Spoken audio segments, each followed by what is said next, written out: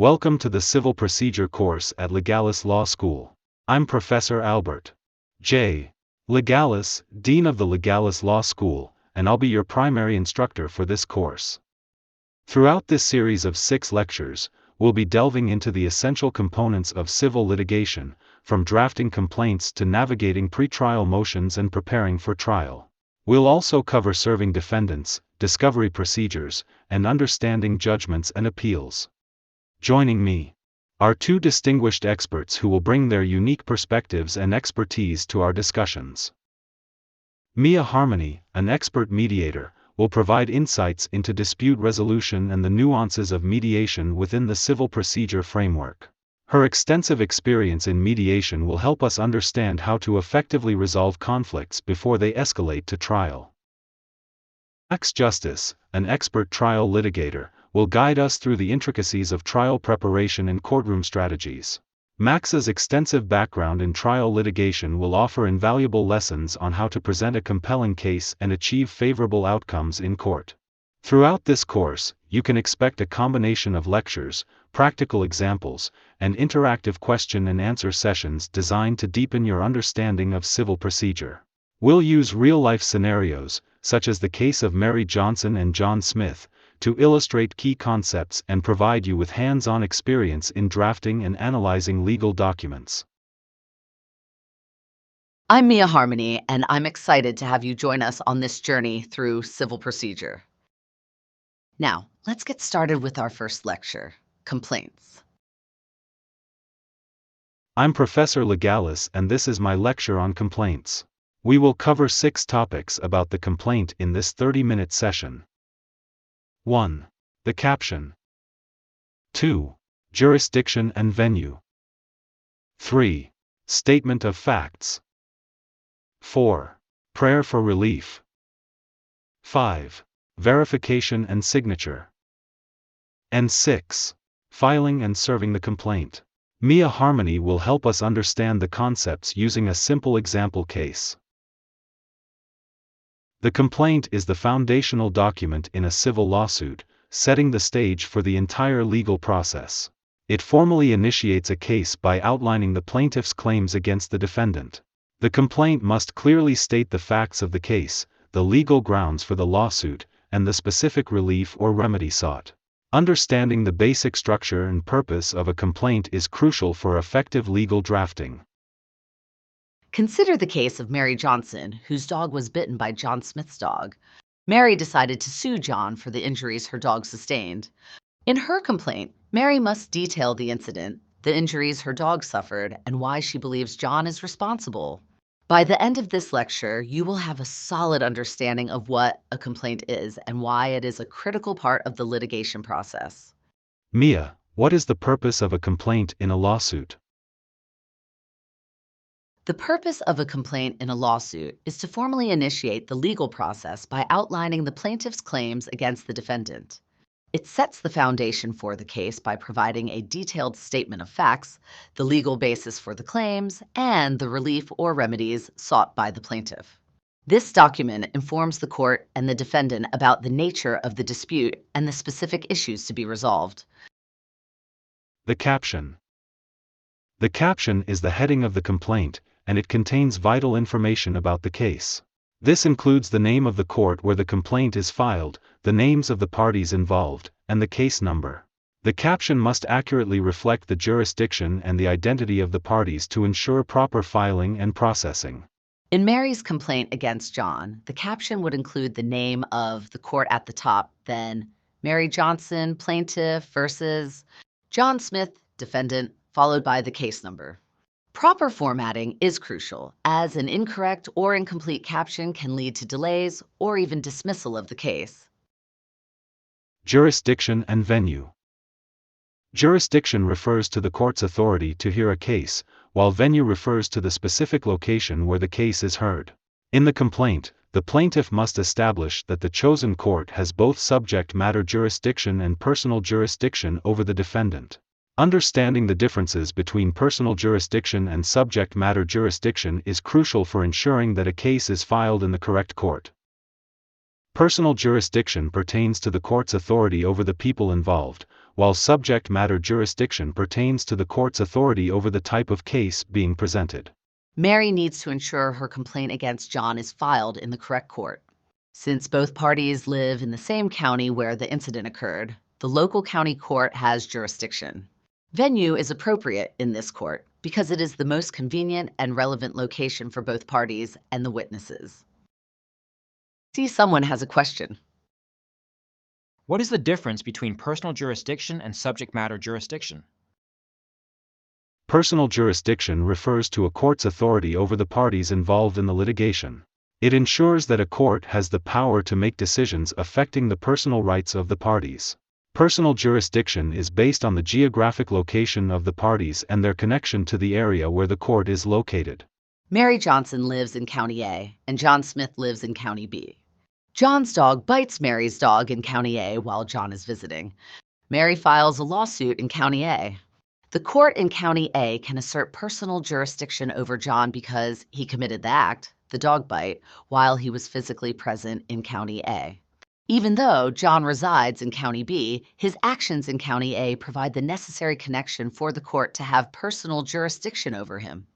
If John lived in another state and his dog bit Mary's dog while John was visiting Mary's state, Mary could still sue John in her state's court because John's actions occurred there, giving the court personal jurisdiction over John. Subject matter jurisdiction refers to a court's authority to hear and decide cases of a particular type or cases relating to a specific subject matter. This type of jurisdiction is concerned with the nature of the case and the legal issues involved, rather than the parties themselves. Mary sues John for negligence after John's dog bites her dog.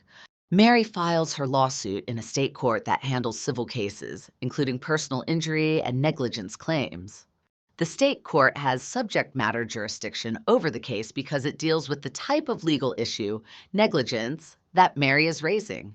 If Mary tried to file her negligence lawsuit in a family court, that court would not have subject matter jurisdiction because it typically handles cases related to family law, such as divorce or child custody, not personal injury claims. If Mary wanted to sue John for a breach of contract related to a business deal instead of a dog bite, she would still file in a court that handles civil matters. The specific court within the state system, for example, small claims court versus general civil court, would depend on the amount of money at stake. Statement of facts. The statement of facts is the heart of the complaint. It narrates the events and circumstances that led to the dispute. This section should be detailed, chronological, and factual, avoiding any legal conclusions or arguments. The goal is to provide a clear and concise account of what happened, supported by relevant evidence. In her complaint, Mary describes how, on a sunny afternoon, she was walking her dog in the park when John's dog, without provocation, attacked her dog, causing severe injuries. She includes details about the time, location, and the specific injuries her dog sustained. She mentions that there were witnesses to the incident. This clear and factual narrative sets the foundation for her legal claims. Legal claims. The legal claims, also known as causes of action, are the specific legal reasons the plaintiff believes they are entitled to relief. Each claim must be supported by the facts previously outlined and should cite relevant laws or legal precedents. Common claims include breach of contract, negligence, and defamation. Mary's complaint includes a claim of negligence, arguing that John failed to control his dog, leading to the attack. She cites local animal control laws and previous court rulings that establish a pet owner's duty to prevent their animal from harming others. By connecting the facts to these legal principles, Mary strengthens her case. Let's dive into the elements of a cause of action, a crucial component in drafting a complaint. Understanding these elements will help you articulate your claims effectively. The elements of a cause of action are the specific facts and legal principles that must be established for a plaintiff to succeed in a lawsuit. These elements vary depending on the type of legal claim being made, but generally, they include the following components. Duty. The first element is duty. This refers to the legal obligation that the defendant owed to the plaintiff. For example, in a negligence case, the plaintiff must show that the defendant had a duty to act with reasonable care towards them. Example with Mary and John. John had a duty to control his dog and prevent it from harming others, including Mary's dog. Breach of duty. The second element is breach of duty. This means that the defendant failed to fulfill their legal obligation. The plaintiff must demonstrate that the defendant's actions or inactions constituted a breach of their duty. Example with Mary and John. Mary needs to prove that John breached his duty by failing to restrain his dog, which led to the dog attacking hers. Causation. The third element is causation. This connects the breach of duty to the harm suffered by the plaintiff. The plaintiff must show that the defendant's breach directly caused their injuries or damages. Example with Mary and John. Mary must establish that her dog's injuries were directly caused by John's failure to control his dog. Damages. The final element is damages. The plaintiff must prove that they suffered actual harm or loss as a result of the defendant's breach. This can include physical injuries, emotional distress, financial loss, and more. Example with Mary and John. Mary needs to provide evidence of the veterinary bills, emotional distress, and any other losses incurred due to the incident. I see a question in the audience. How do these elements apply to different types of legal claims? Each type of legal claim has its specific elements. For instance, in a breach of contract claim, the elements would include the existence of a contract, breach of that contract, causation, and damages. However, the underlying principle is the same: the plaintiff must establish each element to prove their case. It's crucial to tailor your complaint to meet the specific elements required for your legal claim. Failing to adequately address any element can weaken your case and potentially lead to dismissal. The young lady in the back, what's your question? Can you give another example involving a different legal claim? Certainly. Let's consider a defamation case. The elements generally include 1. A false statement made by the defendant. 2. The statement was published or communicated to a third party. 3. The statement caused harm to the plaintiff's reputation. 4. The defendant acted with fault or negligence regarding the truth of the statement. To succeed, the plaintiff must provide evidence for each of these elements. Understanding and effectively demonstrating each element of your cause of action is essential for a successful legal claim. Always refer to legal precedents and statutes relevant to your case to ensure comprehensive coverage of all necessary elements. Let's look at the prayer for relief. The prayer for relief is where the plaintiff specifies what they are asking the court to do. This can include monetary damages, injunctive relief, declaratory judgments, or other specific actions. The relief requested should be appropriate to the legal claims and the facts of the case. Mary's prayer for relief includes a request for compensation for her dog's medical expenses, emotional distress, and any additional costs related to the incident. She also asks for punitive damages to discourage John from allowing his dog to pose a danger to others in the future. Verification and signature. Most complaints require a verification section where the plaintiff swears to the truthfulness of the facts stated. This is typically followed by the signature of the plaintiff or their attorney. Since the advent of generative artificial intelligence, the verification section often includes a disclosure if Gen AI has been used in the drafting process and a certification that the plaintiff or their attorney has reviewed the pleading for inaccuracies and takes responsibility for any errors. The verification serves as an oath that the information provided is accurate to the best of the plaintiff's knowledge. Mary includes a verification statement swearing that all the facts presented in her complaint are true to the best of her knowledge. She includes her attorney's signature or signs the document herself if self-represented, ensuring that her complaint is properly verified according to court rules. Filing and serving the complaint.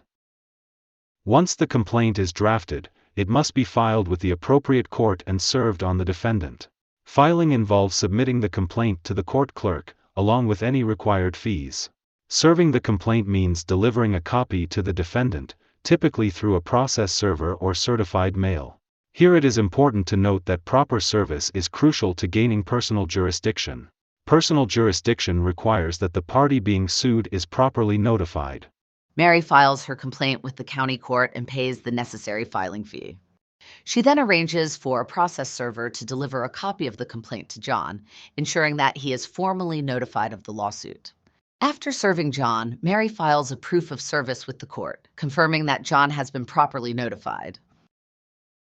That concludes our lecture on the basics of drafting a complaint.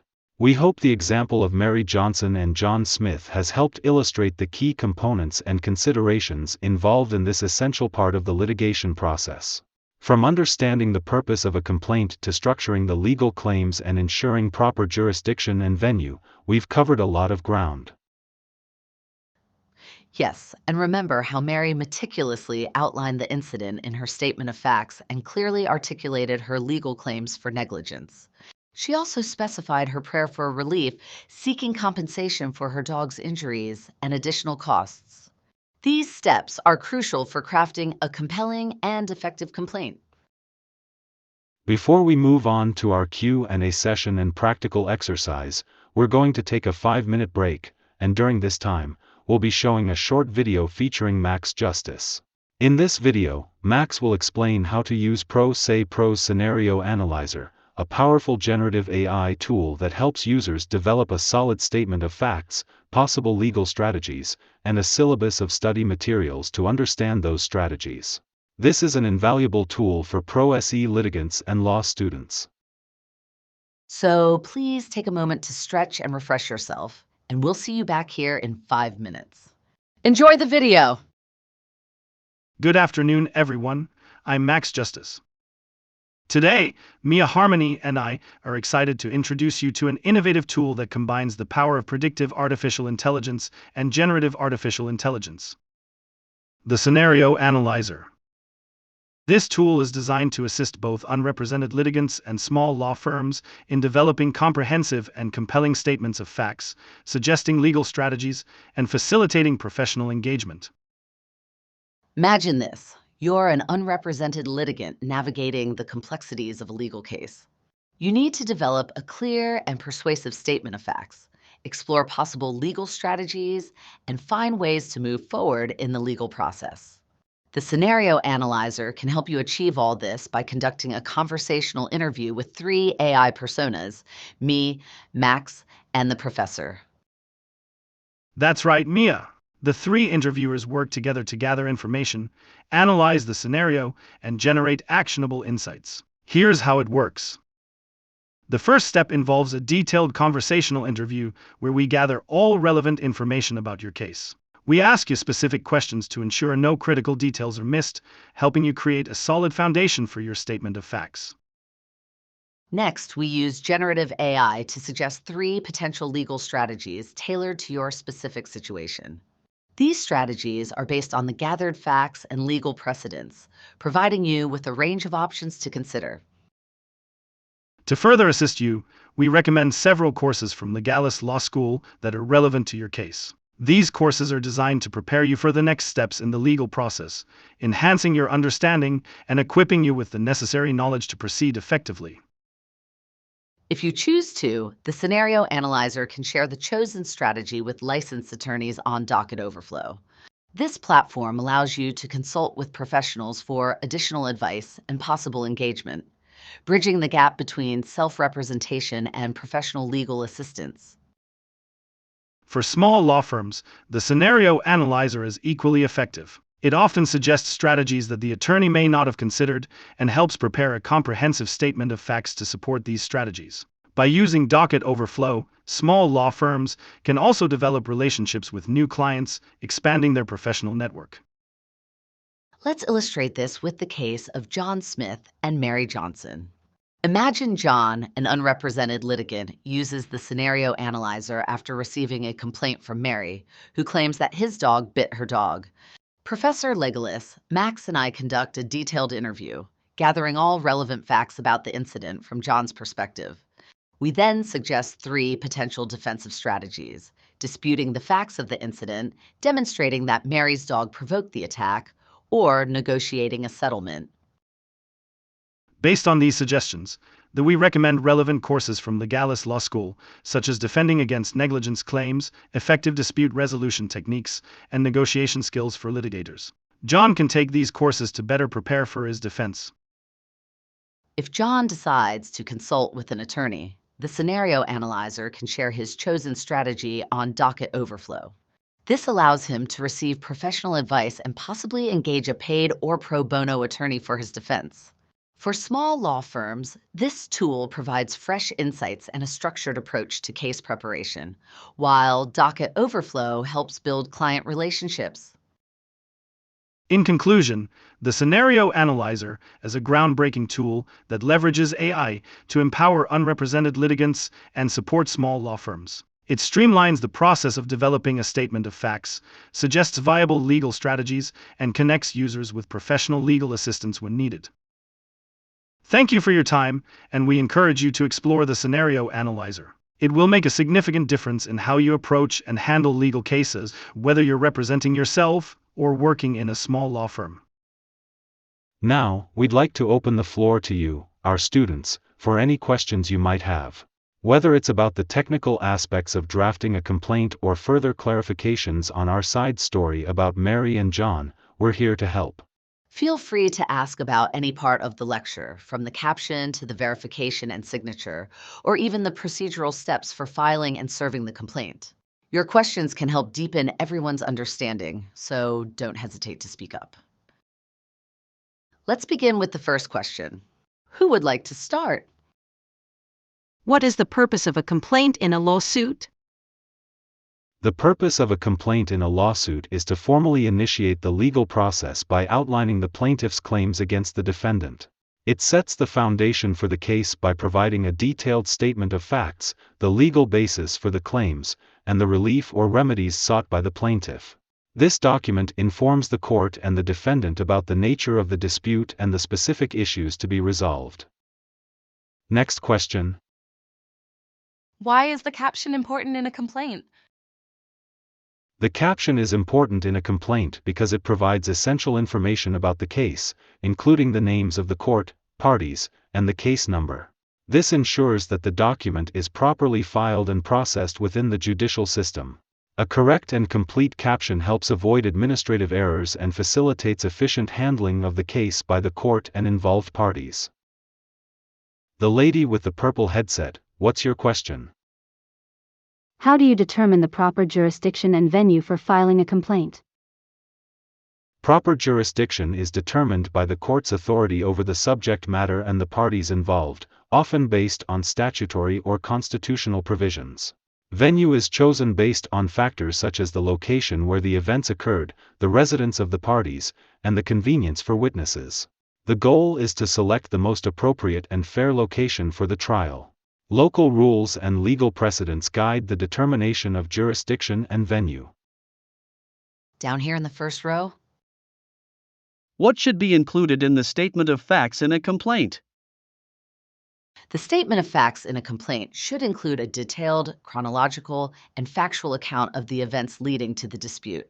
It should provide relevant background information, describe the incident or actions in question, and outline the consequences or damages suffered.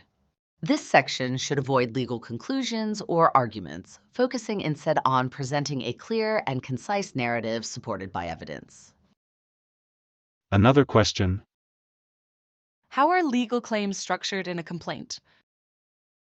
Legal claims, or causes of action, in a complaint are structured by clearly identifying and explaining each claim. Each claim should be supported by the facts presented in the statement of facts and cite relevant laws or legal precedents.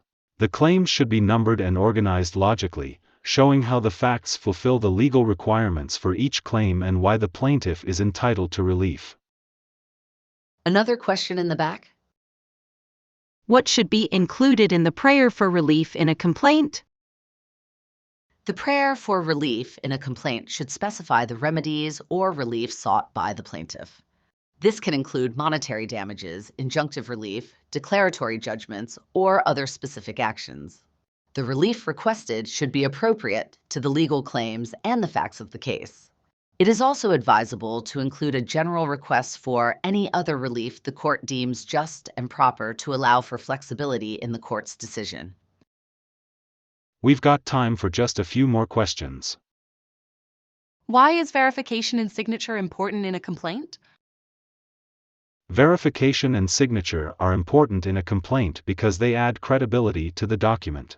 The verification statement serves as an oath that the facts presented are true to the best of the plaintiff's knowledge. The signature of the plaintiff or their attorney formalizes the document, making it a valid legal filing. Proper verification and signature ensure compliance with court rules and help prevent the filing of frivolous or false claims. Last question. What are the steps for filing and serving a complaint? The steps for filing a complaint involve submitting the document to the appropriate court clerk along with any required fees. Serving the complaint means delivering a copy to the defendant, typically through a process server or certified mail, to ensure they are formally notified of the lawsuit. After service, the plaintiff must file proof of service with the court to confirm that the defendant has been properly notified. The court cannot have personal jurisdiction until the defendant has been notified. Proper filing and service are crucial to advancing the legal process and ensuring due process for all parties involved. Now we'll do a practical exercise, drafting a complaint for Mary and John. For this practical exercise, you will draft a complaint on behalf of Mary Johnson, who is suing John Smith for negligence after his dog bit her dog. This exercise will help you apply the concepts and principles discussed in our lecture on drafting a complaint. That's right. Using our provided New York State complaint template, you will follow the correct format and structure to ensure your pleading is professional and accurate. Let's go through the steps you'll need to complete. First, download the New York complaint template. This will be your guide for formatting your pleading correctly. Make sure to adhere to the structure and layout provided in the template. Next, fill in the caption. Identify the court where the complaint will be filed and include the names of the parties involved, Mary Johnson as the plaintiff and John Smith as the defendant. If applicable, assign a case number or leave space for the court to do so. Then, establish jurisdiction and venue. Explain why the chosen court has subject matter jurisdiction over the case and detail why the venue is appropriate based on the location of the incident and the residences of the parties involved. Now, it's time to write the statement of facts. Provide a detailed chronological account of the incident. Describe how John's dog bit Mary's dog, including the date, time, and location of the incident. Be sure to include specific details about the injuries sustained by Mary's dog, any immediate actions taken, and mention any witnesses that might have seen the incident. After that, articulate the legal claims. Draft the causes of action, focusing on negligence. Cite relevant local animal control laws and legal precedents that support Mary's claim. Make sure to clearly connect the facts to the legal grounds for negligence. Next, compose the prayer for relief. Specify the remedies Mary is seeking, such as compensation for veterinary bills, emotional distress, and any other related costs. If applicable, include a request for punitive damages. Also, add a general request for any other relief the court deems just and proper. Don't forget the verification and signature. Draft a verification statement where Mary swears to the truthfulness of the facts presented in the complaint. Provide spaces for Mary's signature and the attorney's signature. Finally, prepare for filing and service. Ensure that the complaint is ready for filing with the court.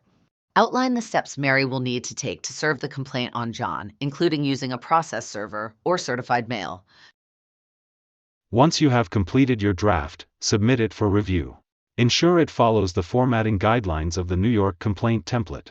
Be prepared to discuss your draft in our next session, where we will review key aspects and common pitfalls in drafting complaints.